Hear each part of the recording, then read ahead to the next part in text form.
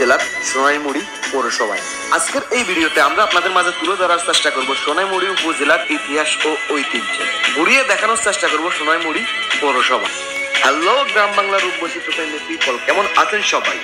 যে যেখান থেকে বসে আমাদের এই ভিডিওটি দেখছেন সকলকে জানাই গ্রাম বাংলার রূপ বৈচিত্র্য ফেসবুক পেজ ও ইউটিউব চ্যানেলের আরো একটি নতুন ভিডিওতে আপনাকে স্বাগতম। সোনাইমুড়ি উপজেলা 2005 সালে বেগমগঞ্জ উপজেলা ভেঙে সোনাইমুড়ি উপজেলা গঠিত হয়। এই উপজেলার আয়তন 170.42 বর্গ কিলোমিটার। এই উপজেলার উত্তরে রয়েছে কুমিল্লা জেলার মনোহরগঞ্জ উপজেলা, দক্ষিণে রয়েছে বেগমগঞ্জ উপজেলা এবং পূর্বে রয়েছে সেনবাগ উপজেলা, পশ্চিমে চাটকিল উপজেলা।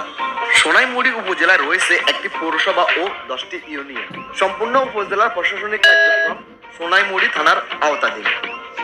এই হচ্ছে বেগমগঞ্জ থেকে সোনাইমুড়ি প্রবেশ পথ, যা কুমিল্লা নোয়াখালী বিশ্ব রোড নামে পরিচিত।